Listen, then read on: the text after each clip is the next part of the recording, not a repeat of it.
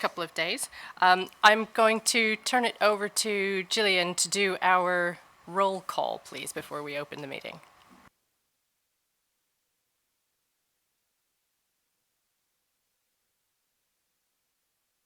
I thought we were.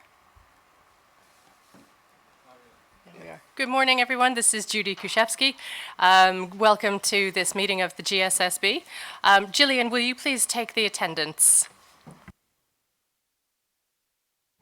Thank you. Good morning. My name is Gillian Balaban, and I am Standards Assistant at GRI. Welcome to this meeting of the Global Sustainability Standards Board, known by its acronym, the GSSB, held on 24th of September 2019.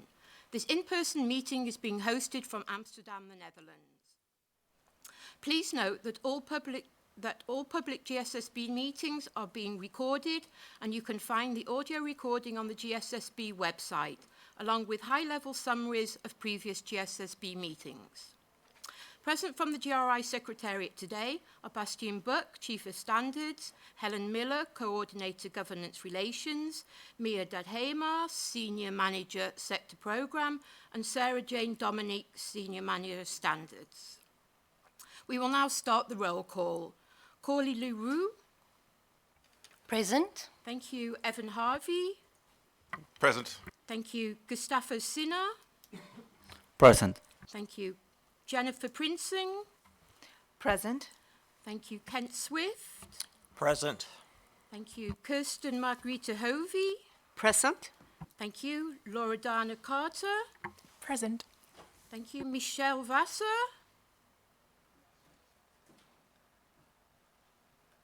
Can you hear me?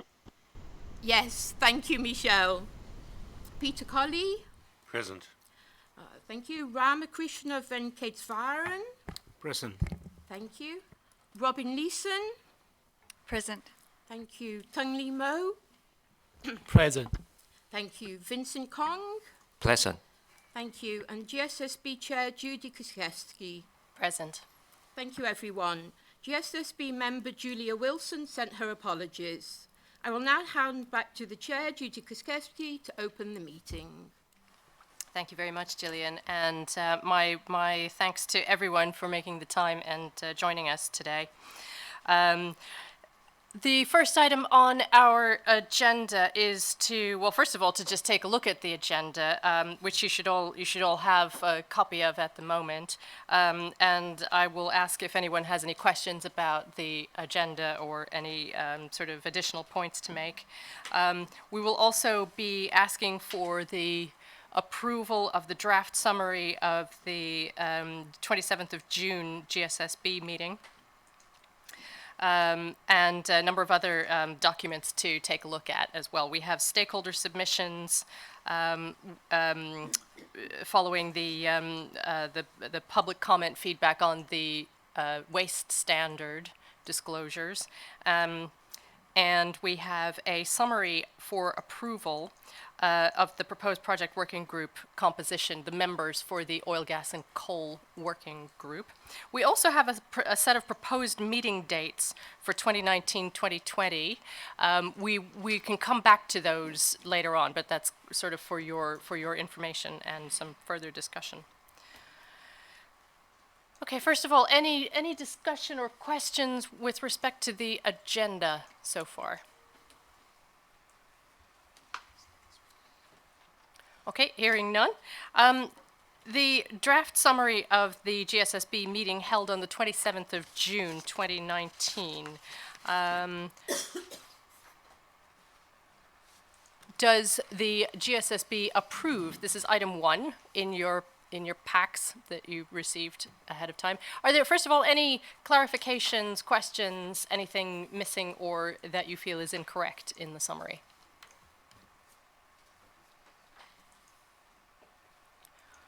Okay, well, if there are no changes or clarifications or objections, then I think we can consider that to have been approved. Thank you very much.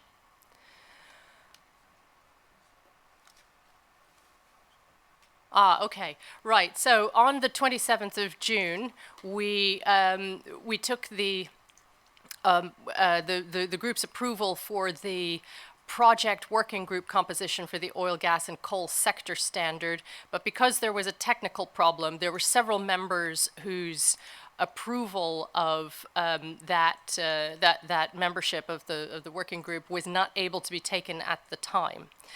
And therefore, we asked for a remote approval, which you can see on the slide up here. So this is Jennifer Prinzing, Gustavo Sinner, and Ramakrishnan Venkateswaran, who all have recorded a vote in favor of the group proposed. And therefore, we are now faced with this approval, this item 3, scheduled approval of the summary of the GSSB approval for the proposed project working group composition for the oil, gas, and coal sector standard. It's a bit of a roundabout way of having to do this. But I think this now concludes this, this bit of process for us, barring any final reservations. Any discussion of this? Okay, hearing none, then I think we can safely say that this has now been thoroughly approved by all concerned. Okay, next up. We have a stakeholder submission. This is item 2. Bastian, can you please tell us a bit about this? Yes. This is not the first time that we bring stakeholder submissions to the attention of the GSB. We have received 2 since the last meeting. One from a group of stakeholders, mostly from Brazil actually, in support of the GSB taking up the issue of animal welfare as potentially a standalone topic standard going forward. They provide the GSB with their rationale and importantly also evidence that they have for the relevance of the subject. So this is, I think, now for your information. It will inform or could inform discussions of the work program that we will have tomorrow.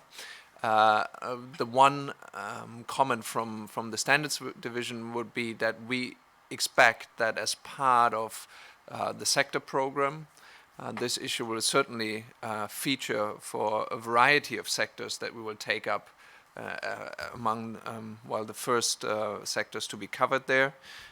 And following the logic that we've discussed at earlier meetings, this would also naturally emerge probably as one of the topic areas that we need to, where we have a gap and we need to close that gap going forward. So I think the feedback is very welcome. It is helpful to have this articulated in that way. I think we should be encouraging this at all times. We bring this to your attention as an input to the work program.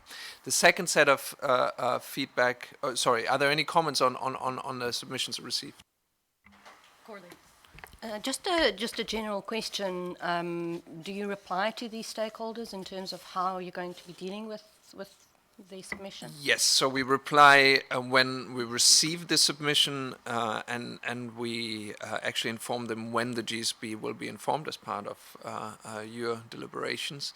And then we will also follow up once you have taken a decision as to what needs to be done with this particular submission, and I think that varies. Sometimes it can be subsumed into already ongoing projects. Sometimes it is something that we have to park and take up at a later stage. And I think tomorrow during the discussion of the work program, we'll come back to this item. Gustavo and then Evan. These kind of new topics could be held in a new working groups, working sectors, or could be added as general topics, new topics like the one that already are.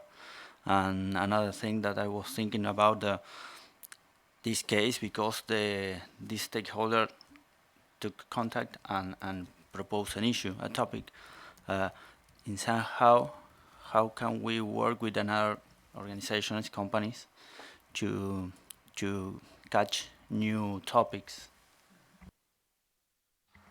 So I think it is for the GSB to decide how and if we take this up as a project. One way of doing that could be a topic-specific standard going forward. On the second point, well, so the question is whether how we work with them, or It's like an idea that we can look forward new topics from the companies. yeah. Yeah. Yeah, so I think as part of the public consultation on the work program, we have in the past invited feedback from reporting organizations and other stakeholders on any type of subject matter that we should be prioritizing. We didn't have the benefit of being resourced right to take up those prioritized issues from a stakeholder side. For the business of the GSB has been mostly focused on actually catching up with reviews of standards, with tax being an exception. So there is a longer list of issues that have been suggested already in the past years that we could potentially take up. All right, thank you very much. Should we go on to the next Yes. stakeholder submission? Yes, and this one is from IPICA, the oil and gas group. They are members of our first sector pilot of the working group there. And they bring to the attention of the GSB an issue that has been flagged at various stages, also in the approval of the project that we are currently conducting on oil, gas, and coal. The members of IPICA believe that it is not a good decision to combine oil, gas, and coal in one sector. And among other things, they point to dynamics that they observe around the oil and gas companies and that form their membership vis-a-vis coal-focused entities, and they believe that it should be going forward two separate sector standards. I think we've revisited this issue a couple of times over the course also of the approval of the project proposal. And the way we're currently set up is that we have a project working group that combines the two sectors, but we explicitly mentioned both in the project framing as well as in the discussions with the GSB that when we come closer to a public comment and probably had the first discussions with the project working group, we will take the advice of the experts and then come back to the GSB to decide whether indeed the list of likely material topics is sufficiently different between those two sectors. So there is a mechanism already to take this up. From a standards division perspective, we would say that this is probably just amplifying a signal that you've received earlier. This is not to say that it is in any way discounted at this stage or not relevant, but we will actually figure out how to deal with this issue as part of the process that we're currently conducting. Peter. Yes, I was one of the people at the last meeting that flagged that oil, gas and coal are two quite different sectors with different companies, different technologies, different locations. And that the main thing they had in common was that they have a carbon emissions problem. That said, because I noticed that this lobby group has highlighted the difference in ownership, it is worth bearing in mind that the oil and gas companies did actually get into coal mining in quite a substantial manner at one stage in their existence after the 1970s Middle Eastern oil crisis. Many of the world's major oil companies got into coal mining as a major diversification. They only left it because they didn't make much money and the margins were much larger in oil and gas. But companies like Shell and Exxon, Eni from Italy, I think Total, were all in coal mining at one stage in their existence.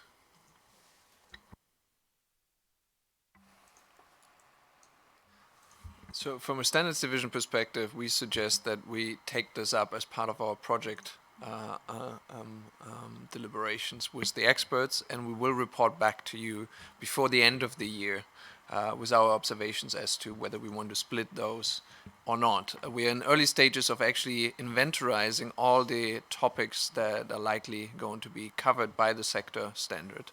And I think at some point we will have to establish whether there are, for the topics, significant differences for the two sectors. That might be the case or not, and then even then there will be a decision to be taken around whether you want to split the two. Because you could also say, for reasons pointed to by IPICA and other stakeholders and a whole host of other rationales, that splitting the two makes sense. But we are comfortable that where we are right now with the process, that we can actually inform that debate of the GSB at a later stage this year. Any further questions, discussion? Okay. And I just with respect to the final question that had to do with the animal welfare issue, we'll be in close contact with IPICA, who they're, on behalf of their members, submitted this comment because they're part of that working group anyway. But we will come back to them with this discussion quite specifically over the coming months. Okay. Right, so we're looking now at, will you please tell me what this is that we're looking at? Well, we just wanted to remind members quickly on the project, regarding the project overview, and the fact that you have access, we've shared that with you on an ongoing basis, to the timelines for the different projects under management by the standards division. We are also reviewing this on a monthly basis to adjust for changes in timeline and all of that. And this project overview that is of internal nature, you have access to it, staff at GRI has access to it, actually then informs a publicly available schedule of standards development on the GSB website. And we're synchronizing this in a much more timely fashion now, so that publicly we have always the most updated timeline for the different projects. During this meeting, we will cover all projects but the sector program to a certain extent, and I actually wanted to just give a quick update on the waste disclosures. Because we have not reported back on the public comment for that project. What we had informed you about is that we conducted the public comment as always, as making a public comment draft available, but we also had workshops in different jurisdictions, as well as direct outreach to, in particular, reporting organizations, to look at a technical field test of the contents. And what all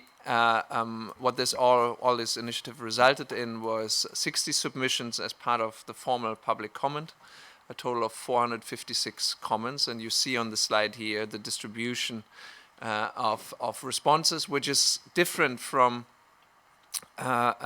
what we've seen for the text standard, but that's not uncommon. I think by subject matter you have very different participation of the different groupings. Also the distribution across the regions is, I think, very much in line with what we've seen over the years. If anything, it reconfirms that Europe is still the region where we get most attention for these type of engagements. We had 160 participants in regional workshops, and we also make sure that this feedback is actually flown back into the discussions of the project working group. If you look at how we were always putting all these comments together, play them back to the working group in discussions. And here in particular, we make a distinction between the public comment received, so comments received on public record, and then feedback that we bring back from the workshops. And when you look at the feedback received, this is just an overview of the main themes. I think that there's one major observation that in large parts the feedback is on refining concepts that have been introduced in the standards, also related to feasibility of certain disclosures that were set out in the draft. Overall, we actually right now, well, we've started the discussion, but we don't see as an outcome of those discussions that there will be fundamental changes that at this stage would necessarily necessitate a re-exposure or a second public comment of these contents. But then again, we only had one conversation with the project working group, and there are still a couple of loose ends that we have to look at in terms of reviewing the feedback received, and we will keep you updated around that. In terms of timeline for the project, I think what we are looking at is that we're working for the next 3 months in developing the draft, and we work through a sequence of virtual meetings with the project working group. We don't anticipate to have another in-person meeting with them, given that the feedback that we received, while it seemed to lend itself to these virtual meetings, and we should be able to move this standard then to a approval moment early next year. And that actually ties back into also the meeting dates for next year, where this will come back. Any questions on the waste disclosure update?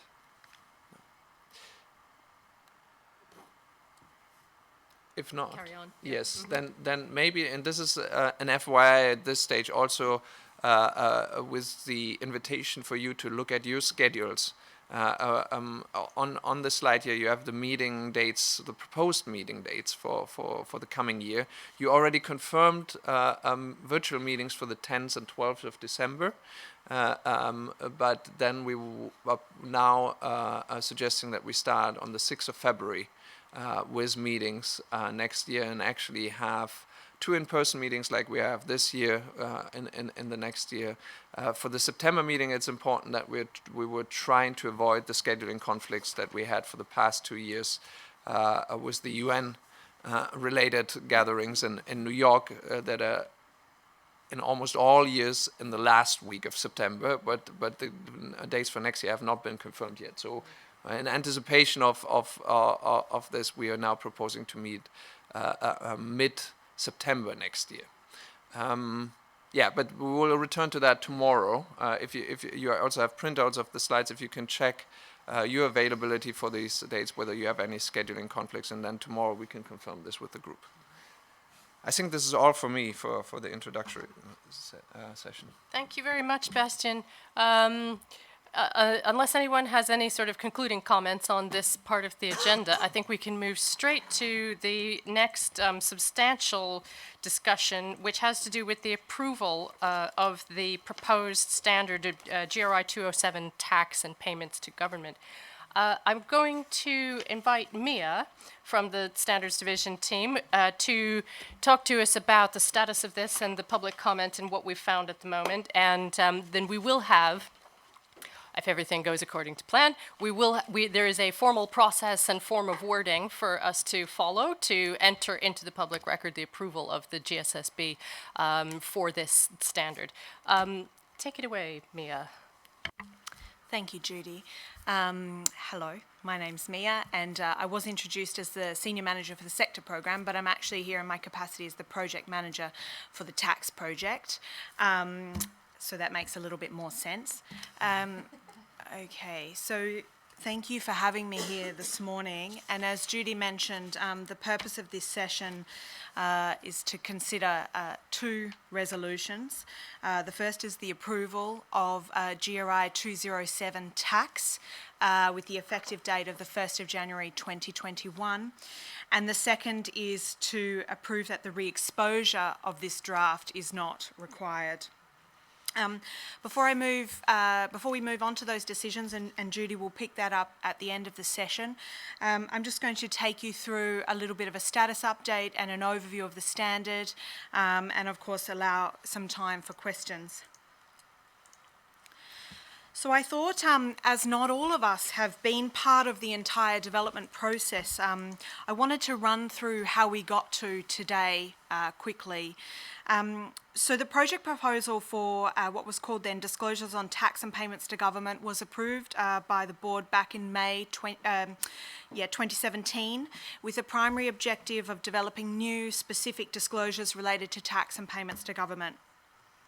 Since early 2018, a multi-stakeholder technical committee with representatives from all 5 constituencies have been working to develop these disclosures. And just some statistics, the group has met 12 times across that period, including 2 extended in-person sessions, one of which we used to go through almost all of the public comments that we received. But early on in the process, before we got to the public comment period, the group confirmed that they felt the best way forward would be a standalone standard, which covered off on tax. In July and August of 2018, a rough draft was presented to 30 organisations and was field tested with those organisations through webinars, one-on-one meetings, and a select number of reviewers that actually provided extensive detailed written feedback. Approximately half of those engaged during that period were from the business constituency, and this is in recognition, of course, of the number of business representatives we had on the technical committee. Following on from further refinement of that rough draft, an exposure draft was approved for a 90-day public comment period, which ran from mid-December through to mid-March this year. Approximately 250 people were engaged at stakeholder events across the globe during that period, and we received 83 formal submissions from almost 110 organisations. Just over 40% of those submissions came from investment institutions, which was a slightly different demographic to those that we were used to. And over the past months, as I mentioned, the technical committee has considered in detail the almost 1,200 individual comments that came out of those submissions. These milestone engagements have also been augmented throughout the process by ongoing engagement with a range of stakeholders, including a handful of reporting organisations who we have maintained relationships with throughout the process. And most recently, we circulated the penultimate draft to a handful of those reporting organisations to test the accuracy and feasibility of the revised standard. The technical committee feel that they have considered every detail and question presented to them and are comfortable they've arrived at a final standard that will provide a balanced and valuable set of insights into the tax practices of organisations. So now that I've covered off on that, I'm just going to quickly give you an overview of the disclosures. I haven't and won't go through the disclosures in specific detail on the slides. You've received item 4, and I'm happy to answer any sort of detailed questions. But I just wanted to give a quick snapshot of each of the 4 disclosures and the changes that have occurred since the exposure draft.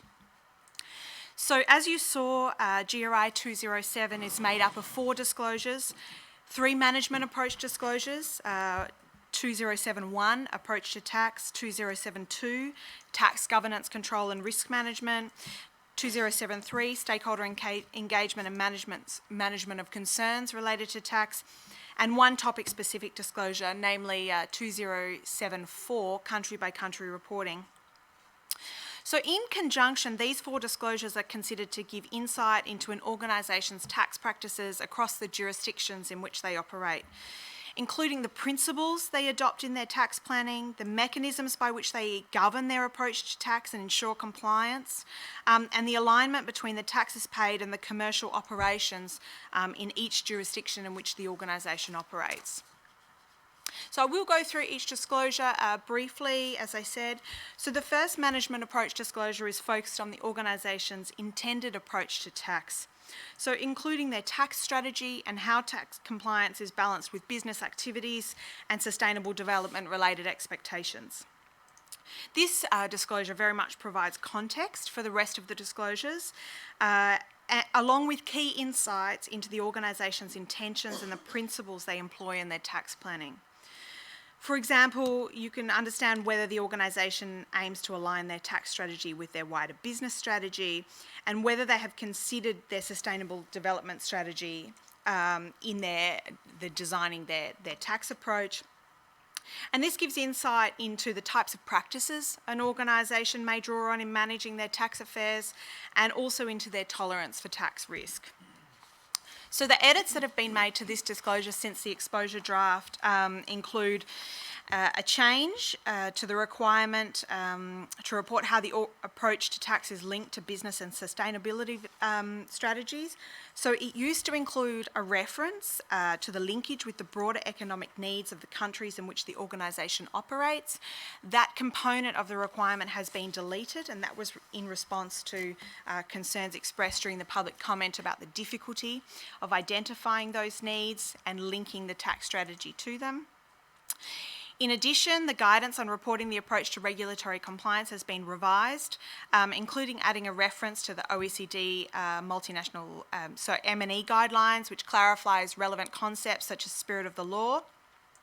The guidance has also been tweaked, so it now points towards statements about the intention in relation to spirit or letter of the law, rather than having to rely on statements about actual practice. Further guidance has been added on how a reporting organisation can report when they have a tax strategy or tax strategies that applies to only parts of the organisations, such as individual entities or jurisdictions. So disclosure 2. The second disclosure is focused on understanding how the organisation embeds their approach to tax and monitors their commitments and obligations.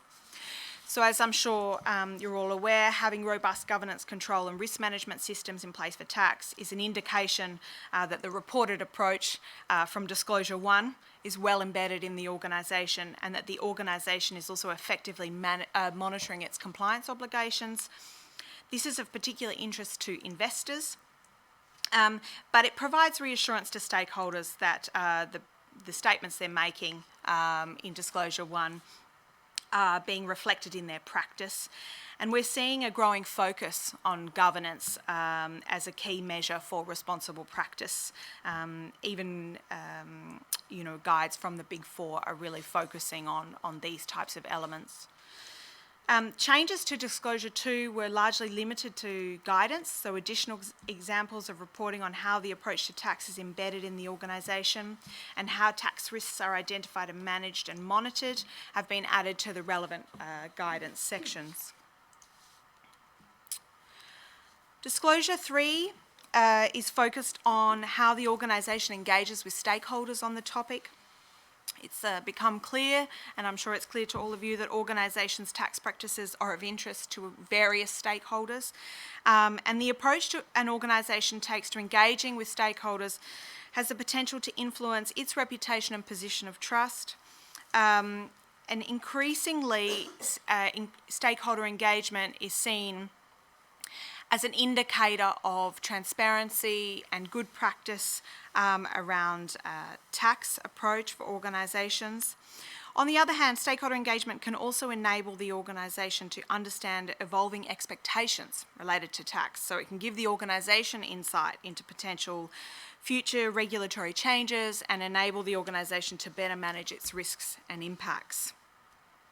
A number of changes were made to this disclosure since the release of the exposure draft, and these include primarily that the scope of reporting on the processes for collecting and considering the views and concerns of stakeholders have been expanded to all stakeholders, not just those external to the organisation.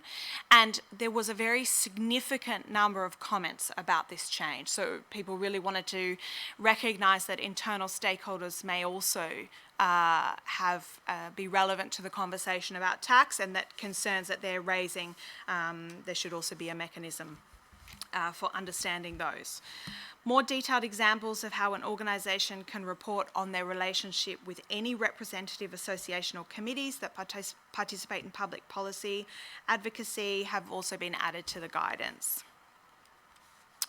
So finally, disclosure 4, country by country reporting. The intention of this is very much to provide a geographical distribution of an organisation's economic activities, profits and tax payments. And this provides transparency at a jurisdictional level and enables an assessment of the contribution an organisation makes through taxes in a jurisdiction proportionate to the organisation's scale of activity in that jurisdiction. Beyond the tax reporting, this disclosure also includes 3 primary indicators of the organisation's economic substance in a location. So these are revenue, employees and tangible assets. And it's recognised that no single one of these indicators by itself is perfect in indicating the level of economic activity, but when considered together, they can give a good indication of their organisation's activity in a jurisdiction.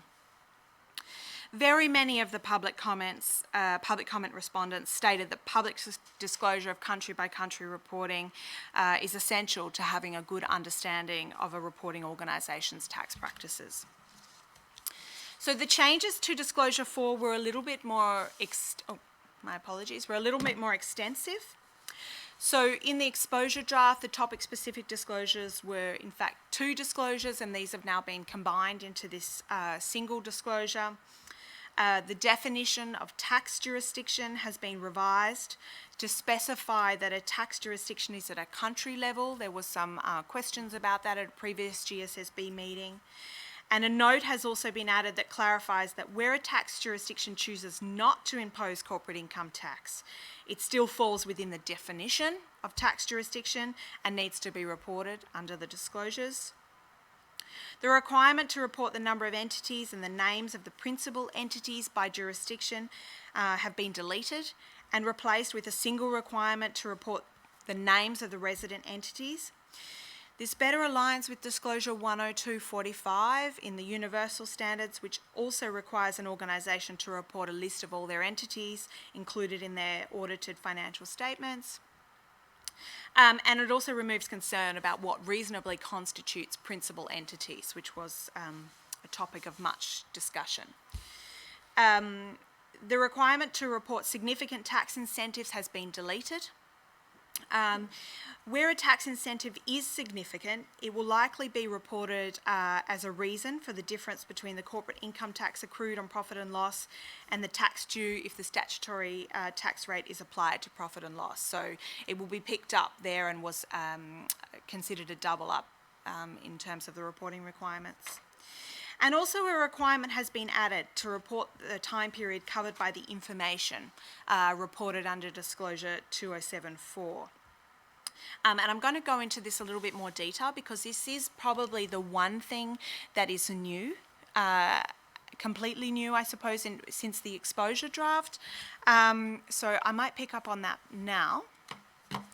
So if you bear with me, so I want to talk a little bit about timing, and this was outlined in item 4, but it can be quite hard to follow. So I thought it would be worthwhile just going through a little bit of a diagrammatic representation to make sure that we clarify anything that's not clear.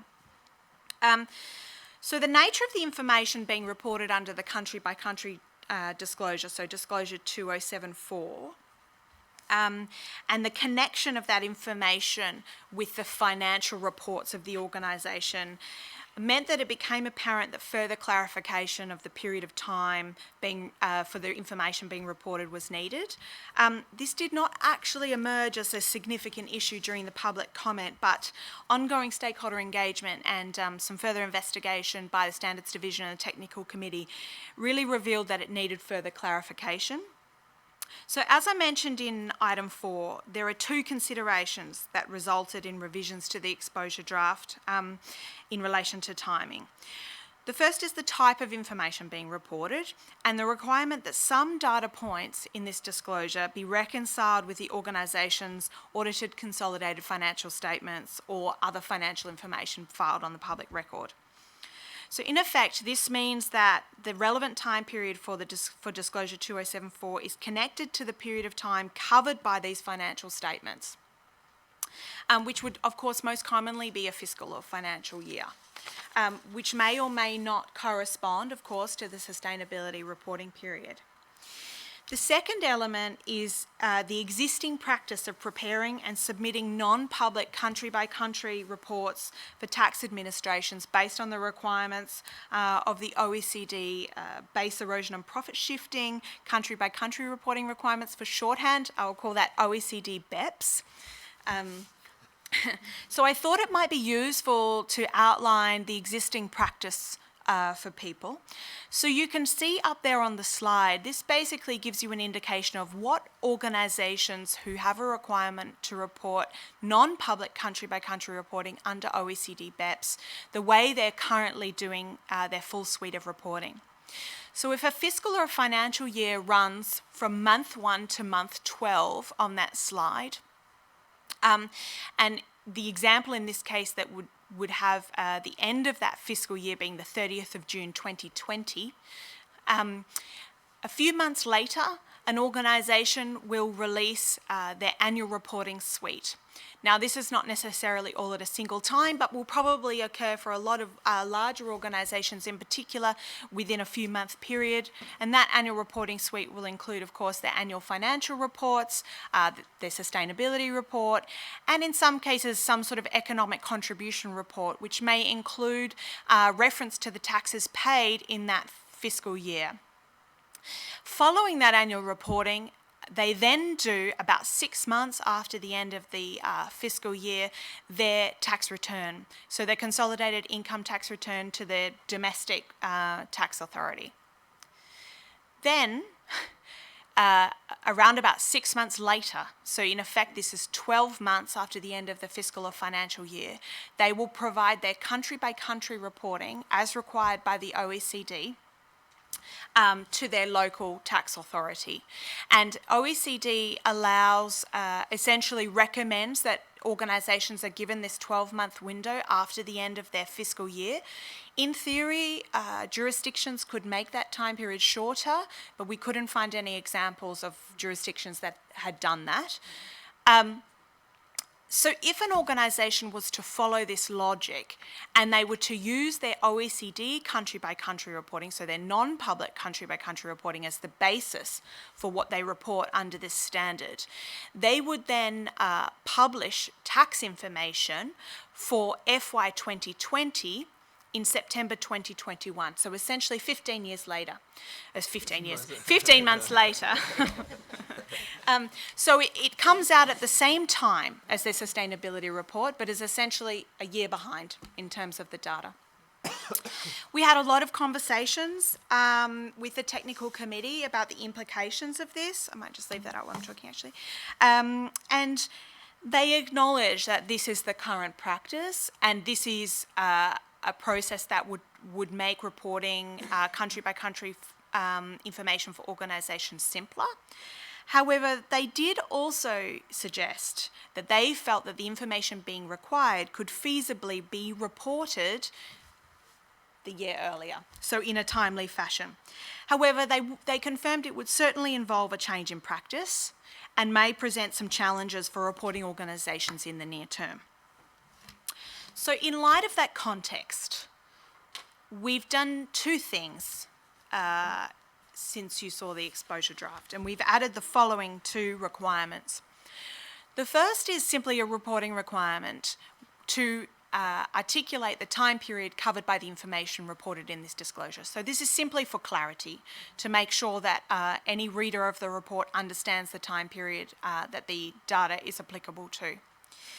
And the second is a compilation instruction, and it's very long, and I apologise for that. We played with this wording for a long, long time to simplify it. But basically what this says is that the information you're reporting must be drawn from the most recent financial statements.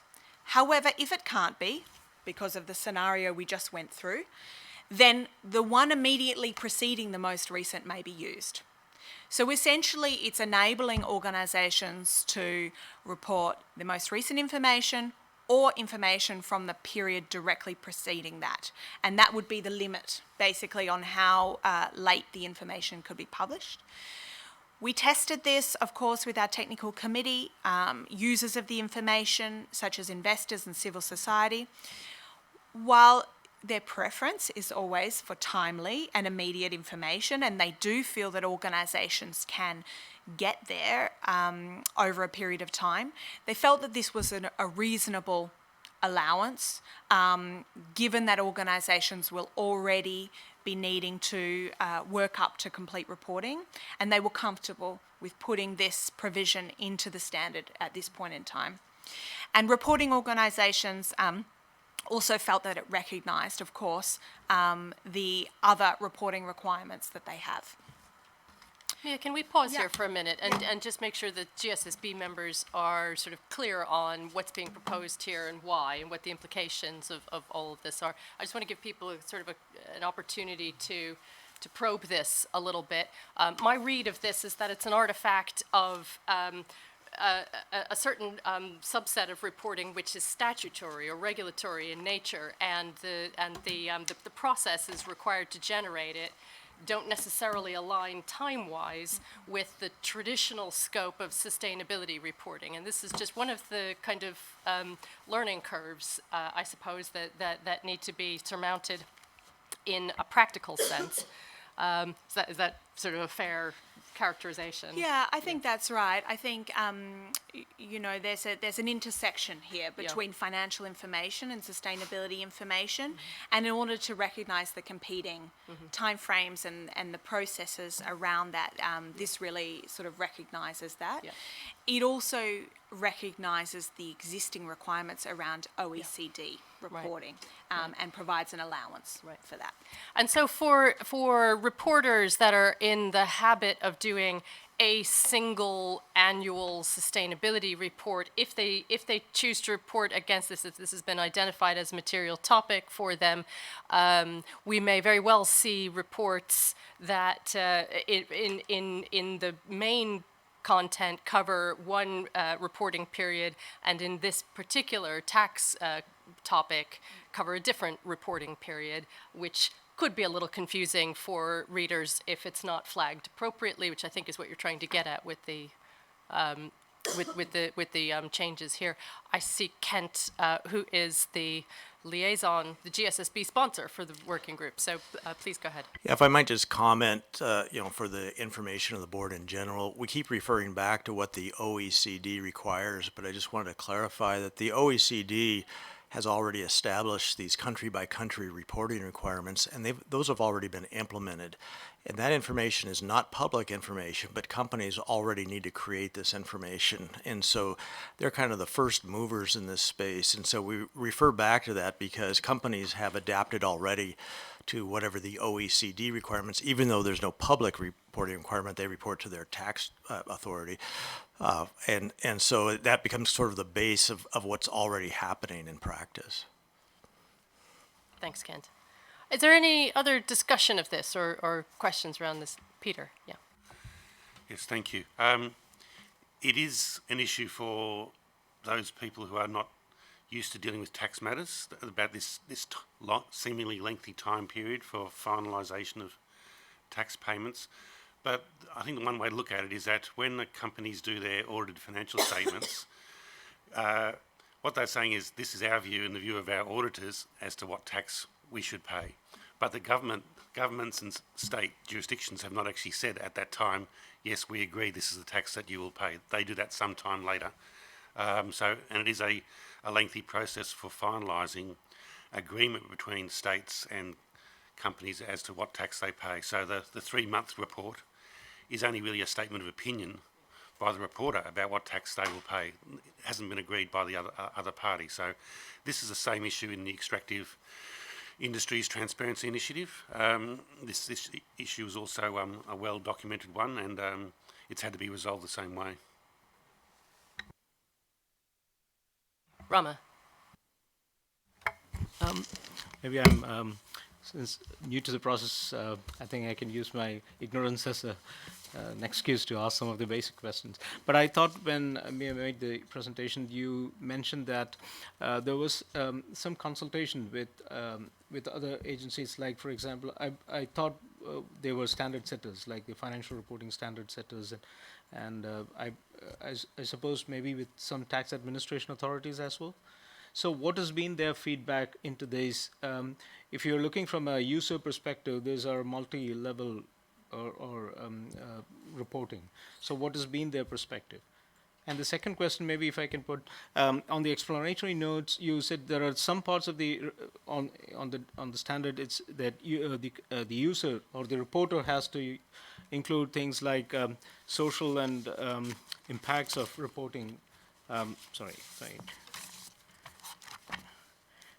Social and economic impact of an organization's approach to tax. Again, in terms of timelines, these are things which will have an impact on timelines depending on the extent of depth that you would want to go. So is that what level of detail that you expect a reporter to go into these? Thank you. So maybe if I pick up the first question. So we did have some engagement with regulators, so national regulators during the field test, though no national regulator provided a comment during the public comment period. I mean, at the time, I think they also raised some, really it was more information about the complexity of the timing. I don't think they had a particular concern about, I think everybody indicated the sooner the better. But if the information's not available and it's not reliable at the moment, then following this timeline was acceptable from their point of view. They're not seeing information until this point in time anyway, so it didn't have a strong sort of implication for them. Is there anything you want to add to that, Bastian? Yeah. The other thing is, in terms of the social impact, I think the thing with this particular standard is that an organisation, in their requirement to report their connection between tax and sustainable development, we recognise that they're not at this point in time making any explicit statements about the impact that their tax practices are having on economies. So there used to be a requirement around linkage with the economy, and that's been deleted because the complexity of doing that was too hard at this early phase. However, what we do ask for is for organisations to comment on how their tax strategy links to their sustainable development strategy. So if they've made commitments, for example, around contribution to sustainable development, and their practices, they have practices that are in contrast to that in their tax strategy, that might be something that they want to contemplate. This is certainly something I think we'll see varied reporting on. Some organisations are already making comments, certainly comments about alignment with business strategy, so the alignment with tax paid, with where your business activity is. There's a lot of commentary around that. That's a sort of proxy organisations are using to demonstrate the type of approach they take. And we're seeing some commentary around alignment with intention around sustainability in some of the early movers, but I think this remains to be seen. I think there will be certainly a spectrum of types of reporting around that requirement. Does that answer your question? So will that add to the timeline if you're leaving it open to the preparer to do? No, in fact, and I'm going to talk about this in terms of effective date. The feedback we received was there's no obstacles to reporting on the management approach disclosures basically immediately. So most organisations who are already thinking about this topic or would be early movers around seeing this topic as material, they have the information available to them about the management approach. They may, of course, have to do some thinking, but certainly that information is available within their organisation. So it should not impact on the time frame. First of all, I would like to say that the draft is, generally speaking, a very good one, and it has improved significantly since we received the first draft, and it has become much more practically usable and a good guidance. Still, I have a few concerns, but I might also add that I'm absolutely a promoter of country-by-country reporting. I come from an organization that has been an extractive industry transparency initiative supporter since its start in 2005, and I've been responsible for our reporting ever since, EITI reporting ever since then. Still, I see that the country-by-country reporting burden starts being pretty immense. While some of it, there are very good reasons for why we should report like that, there are other things that might be too detailed in my opinion. Following dialogue with the standards department, I do understand that it would be possible not to consolidate data on a geographical level as long as we give more detailed information. For instance, we have a few hundred legal entities. We report for each single of them, but it's very challenging to consolidate the data on a geographical level because we consolidate on a segment level and not on a geographical level. If it's possible to report in more detail without consolidation, that would help very much.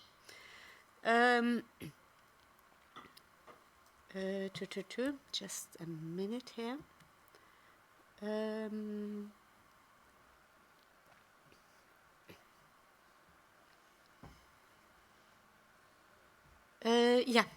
The other challenge is relating to the requirement to report on all sales between entities across countries. I do understand the rationale behind it, and I think it's a wise rationale. Still, I suggest that we put in some sort of a threshold here, or the possibility for putting in some sort of a threshold, because including this for all legal entities could be a tremendous job. And what would really be interesting to know is the figures where this is a significant when we're talking about significant transactions. Minor transactions wouldn't give any change to the overall picture. Thank you. Why don't we take Evan's comments, and then maybe you can come back on these all in one. Just a point of clarification. I'm trying to figure out the public policy reporting burden in 207 and how it interacts with GRI 415. Tax isn't mentioned specifically as a concern in 415. How do companies identify political spending related to tax lobbying in one standard versus the other? Are we expecting to fill in a gap in 415 around political spending around tax lobbying that a company did not report there because they may not have identified it as a material topic? Or were they expected to disclose it here in the tax standard as a standalone? Thank you for that question. Actually, there's no requirement around the spending component in this particular standard, and that was considered for a long time, and basically the technical committee's opinion was there was no way to really identify which portion of spending, political spending, would be attributable to tax. It's not sort of normal that you would do it on a topic basis necessarily. So what is being asked for here is for an organisation to describe any particular public policy advocacy that they do in relation to tax, but excluding any expenditure components, though of course they could if they felt like it. So the idea would be, because it's so significant in relation to the topic at the moment, that they would describe that. If tax was applicable, they would talk about their tax public policy advocacy. But of course, if public policy advocacy generally is a material topic for them, they would talk about that more broadly under 4115.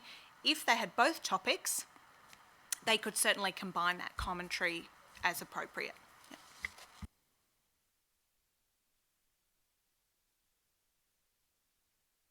Yes. Should we come back to that? Yes, how would you like me to go forward? Would you like me to finish the slides, or? Yes, I think that's probably wise, because I think you do address at least a portion of what she raised in the rest of the discussion. Is that correct? In some manner. Yeah. How about Okay. I close them You out and we carry come on back to the... and then we'll make sure that Kirsten is Yeah. satisfied with the response. Yeah. Great, Okay. thank you. Okay, so you've heard me talk about OECD BEPS a few times now. I'll continue to use that shorthand. It's going to come up in the next few slides as well. But I just wanted to touch on the issue of alignment with other initiatives. This is something that consistently comes up in the development of standards on any topic, and certainly with tax, it's been no exception. And so I suppose I just wanted to run through some of the comments we saw and give you an example of where there's a difference, for example, with OECD BEPS, which is the most widely applicable other version of country-by-country reporting. So, as I mentioned previously in response to a question, the information we collected through the public comment and through other sets of engagements really confirmed that the management approach disclosures are largely consistent with other initiatives focused on best practice and or transparency of tax. For example, many respondents flagged that the management approach disclosures are consistent with UNPRI's investor expectations on corporate tax disclosure. And there was also the general feeling, both from reporting organisations and from those who are interested in the topic as report users, that these disclosures should be possible to report against almost immediately. There may be some information in there, as I mentioned, that organisations would need to have a think about and go and collect, and certainly it's not uniformly true for every single reporting requirement, but by and large, these disclosures, the information is available in organisations, and where it isn't, of course, they can describe that it's not. Opinions on the alignment of the topic-specific disclosure with other initiatives were more mixed, and I'm going to focus on the OECD BEPS because, as I mentioned, this is the most broadly applicable, but it's also the thing that most people had an opinion on, most people made comments on. And so this was mixed in that some respondents, or many respondents, actually commended the level of alignment. So they saw that the alignment was great enough that it basically reduced the burden that organisations would have to report on this data, while others flagged some inconsistencies and the complexities around those inconsistencies. Some of those inconsistencies were to do with the transfer pricing documentation that's required by OECD BEPS, and the technical committee dismissed that inconsistency because transfer pricing documentation is very complex, very detailed, and would not generally be beneficial, and all TC members were aligned around that view. But I suppose I just wanted to flag, in light of the comments that we received around alignment, the technical committee applied two principles when they were considering their alignment with other initiatives. And the first was that where a reporting requirement differs, it does because it is considered to more clearly provide insight into the organisation's scale of activity in particular, because that's mostly where the differences are, but the tax practices for a variety of stakeholders. So OECD BEPS is, of course, aimed at regulators, and they felt for a broader variety of stakeholders this provided a better representation. And the second was that the calculation of financial information, so the underlying sort of accounting treatment of things, should not be dealt with in detail in this standard, and where it's not included, organisations should revert back to their existing accounting and financial reporting practices. So they didn't want to get involved in changing the accounting treatment of things. So that was the two principles the technical committee applied in their thinking. And there are some differences between the standard that you see and the requirements in OECD BEPS. And I do not expect you to read this slide, so please, please don't strain, though I do have some A3s if anyone is interested in understanding the detail at any point. This just really shows that we, at every stage of the process, we have done a comparison of the standard, in particular with the OECD BEPS requirements. And there are a range of requirements which are the same, but there are some requirements which have some differences. And one of the requirements, and this has been brought up in Kirsten's comments, is in relation to revenues. So organisations' revenues comprise revenues generated from transactions with third or unrelated parties, and also revenues generated from transactions with other entities within the organisation.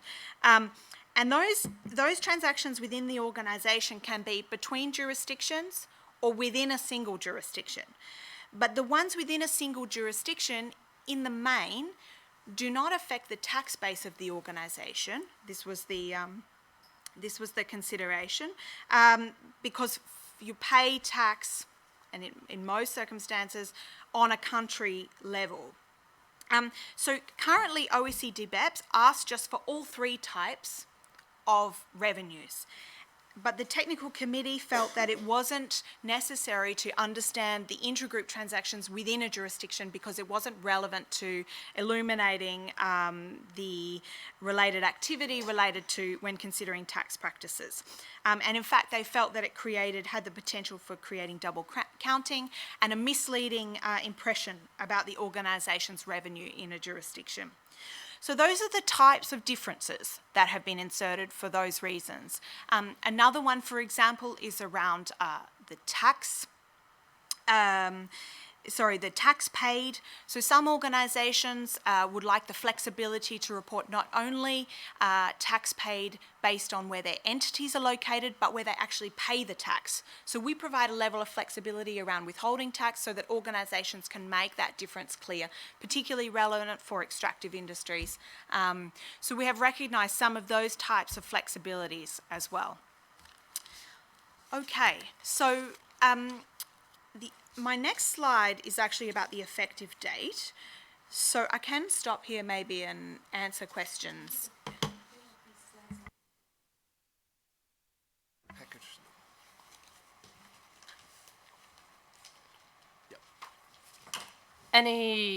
Yes, Gustavo. Thanks, Judy. First, I agree with Kirsten that this version of the standards is much more clear than the previous one, and I think is more usable. And just to know, in the public comments, there was a question about that if the reporting organizations believe that is going to be a material topic, the tax. How was the general response about that, the feedback? Yeah, the response was limited. I would say the most overwhelming response is that tax is material for all organisations. That was the response we tended to see. And we saw that Corley was in a stakeholder engagement session that we ran. That was sort of the feedback in that session as well. While I know that tax is certainly relevant for all organisations, the materiality, I suppose, where we want to see this reported is a little more nuanced than that. But that tended to be the response. Also, I would happily provide those comments to you. We've collated them, and we could certainly have a conversation about that too. Yeah, and sorry, to add to that, just to say that because we're proposing this to be a topic-specific standard, right? So everything that we have in terms of guidance on how you select the material topics to report on still applies to this standard as well. In the end, it's the decision informed by the principle, the decision of the individual reporting organization on whether or not they choose to report on this, right? I think what Mia is also bringing back to the GSB is that certainly from the investment institutions, the feedback has been very clear that they actually look at their investments to provide this type of information going forward in an ideal scenario. I'm a bit confused now related to the consolidation issue. In the overview between the GRI 207 tax and the OECD CBCR, it says that on profit and loss and tangible assets, it should be consolidated according to GRI, but it can be summed according to OECD. Yes, I think you're right in picking up that nuance. As we talked about this morning in the guidance, we said it can be consolidated, so it could also be summed if that was appropriate. So I would update that to reflect that more consistently. Yep.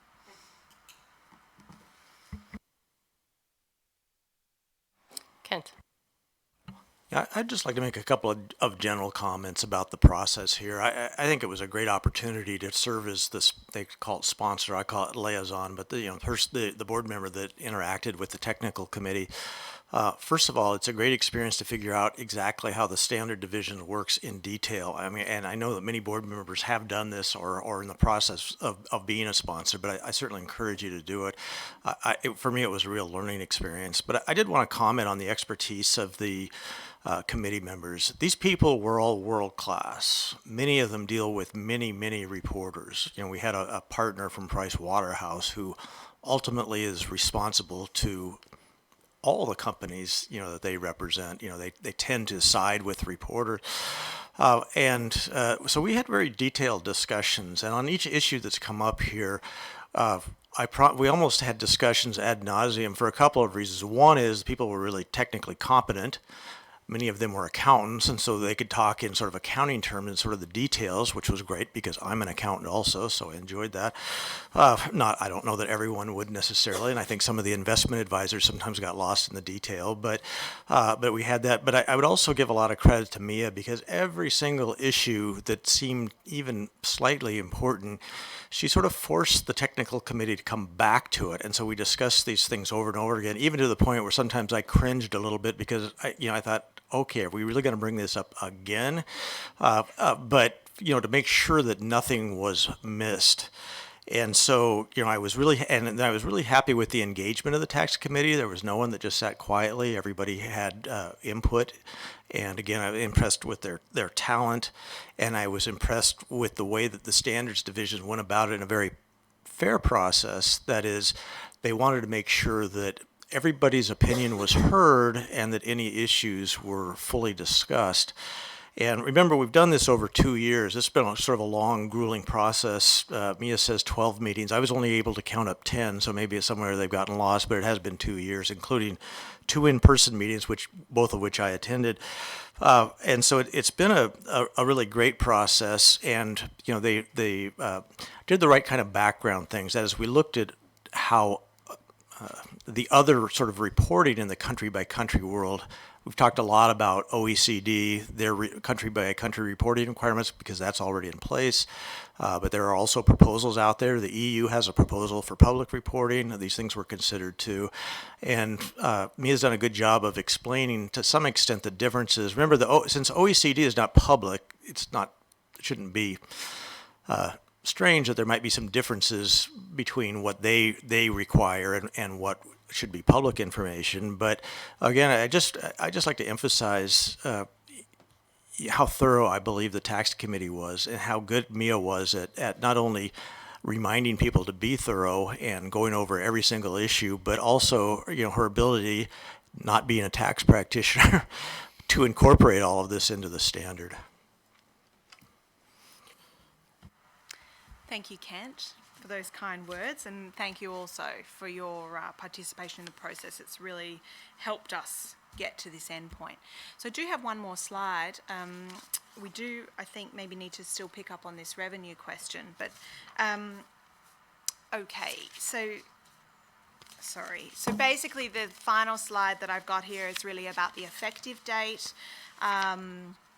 And what we're proposing is that the standard would become effective the 1st of January 2021, which is aligned with the OHS and the water standards, which have been previously approved. So For simplicity, all of them would become effective at the same time.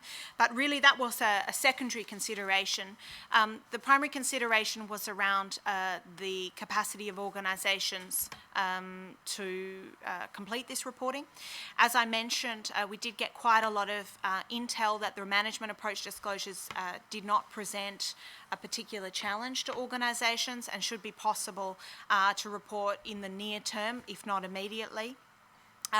However, that reporting on the topic-specific disclosures may require more lead time around the collation and reporting in the required format. So the intention is that we recognise that through an effective date of the 1st of January 2021. But in addition to that, we also note, and we would use this as part of the communications, that the reporting organisation may, of course, use reasons for emissions to build up to complete reporting over a number of reporting cycles. And in addition to the reasons for emission laid out in GRI 101, we've added some extra commentary in this standard about the reporting of some jurisdictions and not others. So if an organisation, for example, some of the early movers, we see they're already doing this type of reporting for their most significant jurisdictions, but they may then group smaller jurisdictions into regions. So they have that information available for their most significant jurisdictions immediately, but it may take some time for them to build up around the smaller jurisdictions, and they could use a reason for omission just for particular jurisdictions as they built that up, rather than the entire reporting requirement. So that's just a little nuance that's provided within this standard.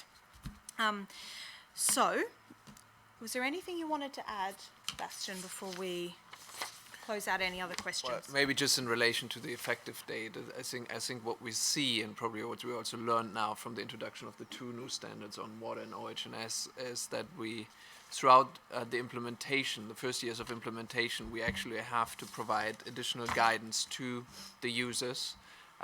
We also have to remind repeatedly in the messaging the users about the possibilities that the standards already offer in terms of working with reasons for emission to explain why certain data elements that are requested or required in the standards are not available. That shouldn't keep organizations from reporting altogether on a particular subject. And I think overall it is more the narrative that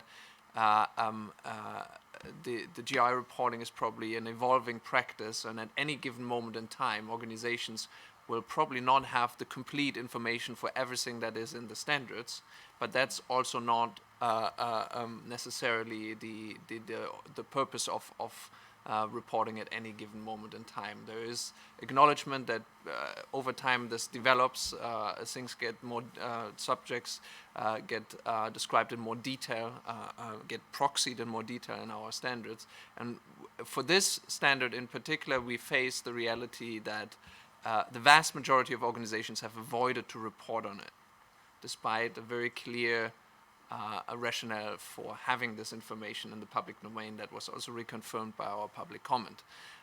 So going forward, it is, I think the exercise and for the GRI as an institution overall to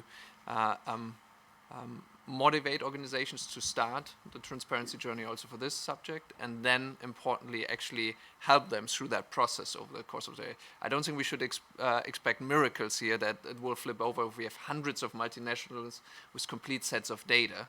We are aided by, to a significant extent, by the fact that all multinationals that at least fall under the OECD requirements, they have in principle all this information available now. There is a certain level of reconfiguration of information, but in principle they have this information in-house already. So it is about how you prepare that and about the comfort level to put it in the public domain. But we're not actually faced with something that we have in other issue areas where they start completely from scratch or have no practice around this at all. Jennifer. Thank you, Bastian, for those comments. I was going to suggest that this is an area where some additional guidance for our reporting organizations could be very important.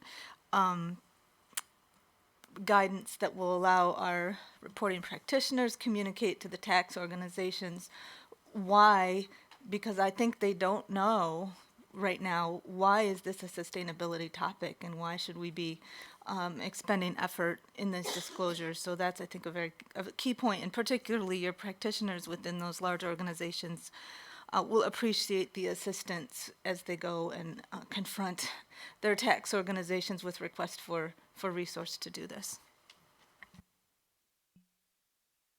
Yeah, I would like to address one part of the why. Why is a good question. When we looked at the responses that came in to the draft, the big chunk of them was from the investment community. And so the why is that there's a demand from the investment community. And I know as a reporter, sometimes people are a little bit cynical about what the people in the investment community actually use when it gets down to it. But generally, this was, I think, the only time when we've issued a draft of a standard that the investment community, which we want to have involved in these processes, really got involved. And so part of the answer to the why, maybe a big reason for the why, is there seems to be a big demand for this. I would also say there's just a certain level of momentum. That is, public country by country reporting is coming. There is an EU proposal right now for public country by country reporting, and it largely follows what we're doing. And in fact, we may be able to have some input into what the EU finally does. I have no idea on their time frame because they don't seem to be very visible about time frames. But the idea of public country by country reporting, we're not the only ones pushing it. It's out there.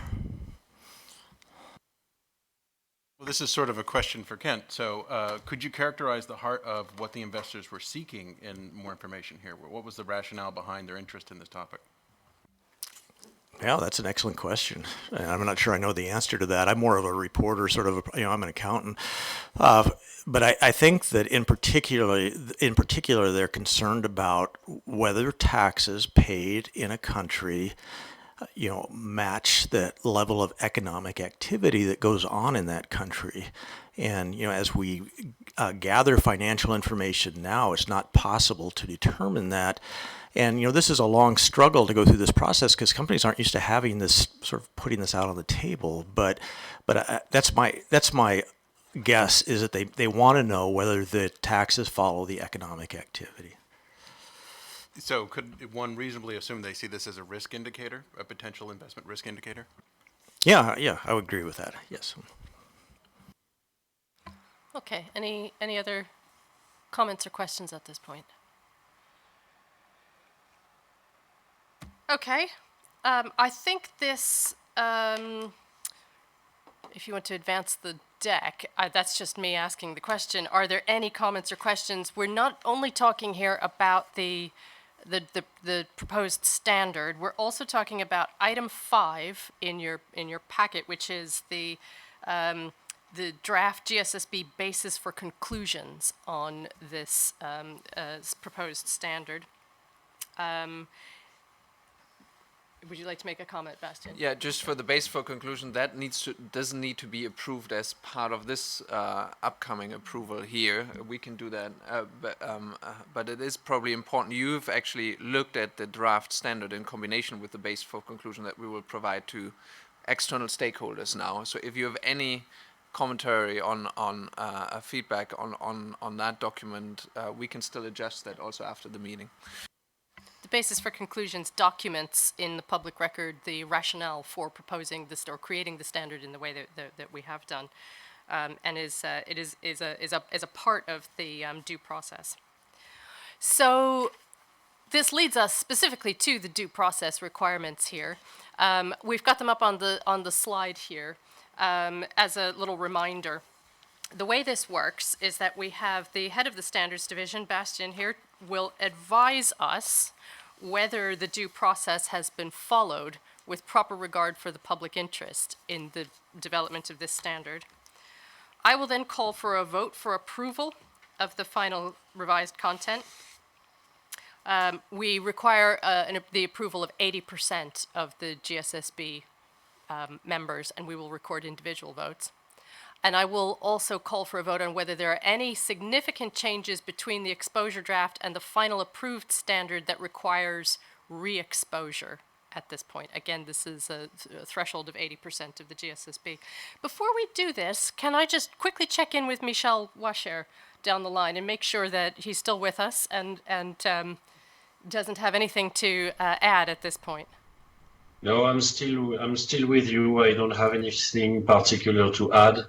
I recognize that for organizations like the one I represent, it's an important reporting burden because, well, we're present in 40 countries with 187 fully consolidated subsidiaries. So if it's just 40 countries and 10 disclosures per country, we're already speaking about a 400 lines table. So you see it's really a tax report that we're speaking of and not just an additional disclosure in an annual report or in a sustainability report.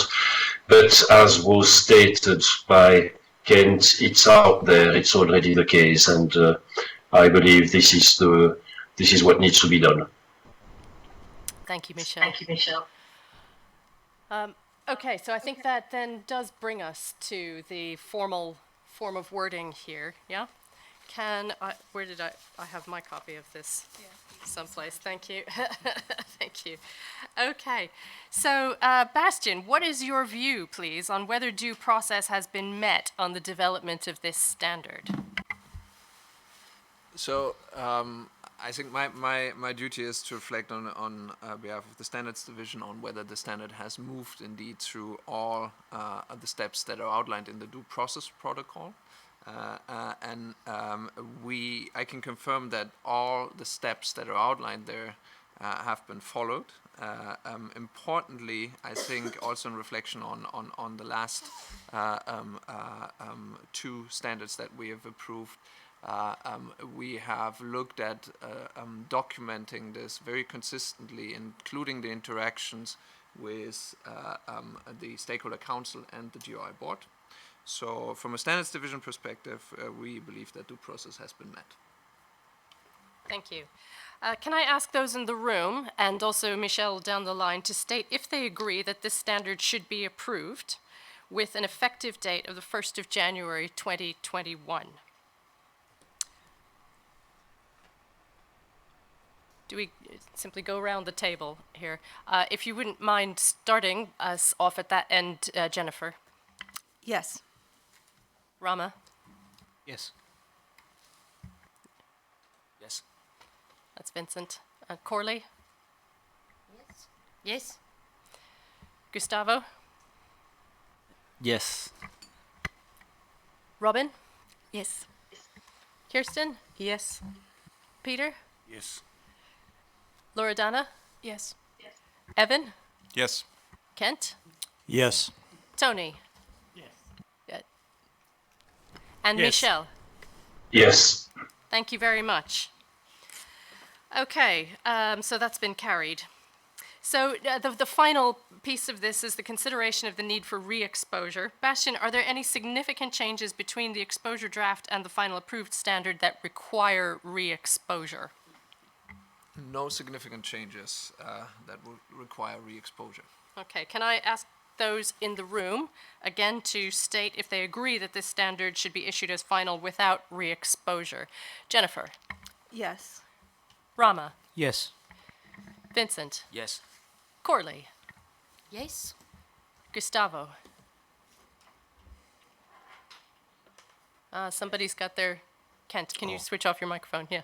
Gustavo? Yes, yes. Thank you. Robin? Yes. Kirsten? Yes. Peter? Yes. Loredana? Yes. Evan? Yes. Kent? Yes. Tony? Yes. Right. Thank you very much. I beg your pardon, Michelle. Yes from my side. Yes from my side too. Very Thank you, good. Judy. Thank you very much. Of course, me. I didn't record my phone. So I shall enter myself as a yes on both questions into the record. Apologies for that. Thank you very much. I think we can skip the sequence slide because we've just done that, haven't we? Yeah. Okay, good. Okay, and the slide in the deck number 34 in the pack just records the steps as discussed by Bastian in the in the approval process. Right, so the next steps, this leads us to the next steps for the closeout and launch of the tax standard. Back to you, Mia. Thank you very much. I just thought I would put this up in anticipation of what's to come now. The first thing, very immediate thing, is if there is any feedback on the basis of conclusions, we would gratefully take that, and we will revise that draft over the next week or so. In addition, we will submit in the coming days the due process adherence report to the Due Process Oversight Committee, and I believe they will take the month of October to consider that report and confirm that due process has been followed.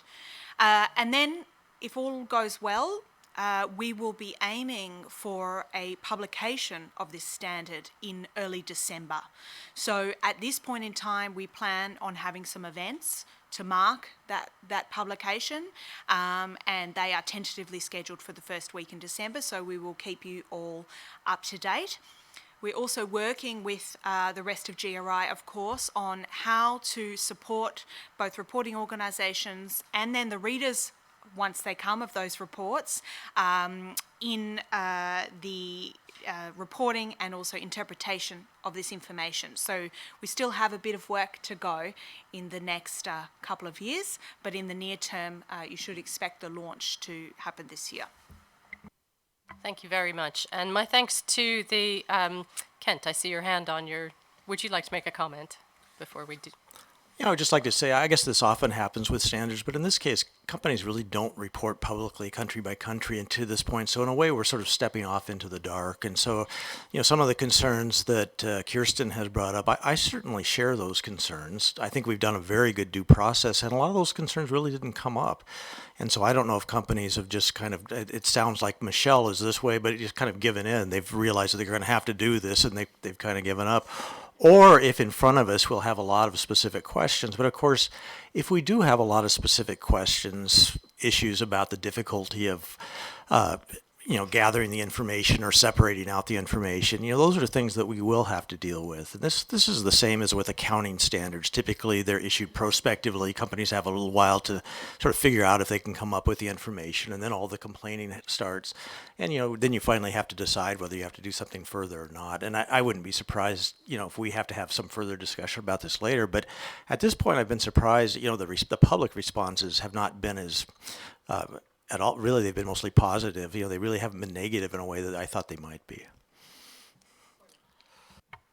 Thanks, Judy. Yeah, I mean, my comments kind of link to what Kent is saying. You know, and it's more a question of whether the GRI is in the habit of following up once a new standard like this is being issued. You know, maybe within a year or 18 months to do like a mini survey or something to identify, you know, how's it going? Are people managing? What particular issues are they struggling with? And that may be something to consider in due course. Well, maybe I can point, well, we actually only really put two standards before this into the public domain, and both for water and for occupational health and safety, we see for the early adopters that they indeed come up with a couple of questions related to definitions, to how to put this information together, what the intent was of particular disclosures and elements of disclosures, and we're trying to accommodate this by issuing responses in the public domain as part of an FAQ.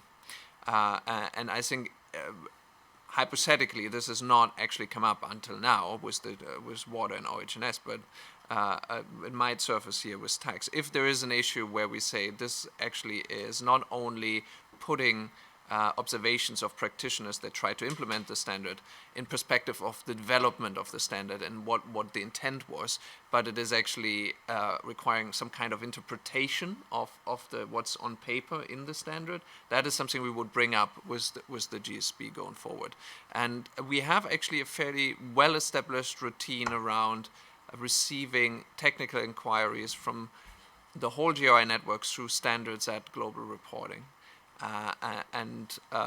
We believe that for the implementation, that is also something we are going to flag now for the early adopters, that they should be in touch and by all means should seek further input from us. And for GI overall, it is an opportunity to look at developing programs to actually guide. And I think what I would highlight in particular here, because we've seen similar dynamic with occupational health and safety, there is an existing profession within multinational companies, right? Colleagues of those that are generally charged with creating the sustainability report for a multinational, that they not necessarily have been in touch with the tax profession and making that link and helping with that link probably requires a different type of focus from GI, and we're explaining to a particular profession why they can make a contribution and why they would make a contribution to a sustainability report. And we believe that this is an area of focus for us in the early days of implementation. Great. Well, I think it just remains for me to express the GSSB's gratitude to the working group, or the technical committee rather, who gave up so much time and expertise into this process over the 20 months of the development.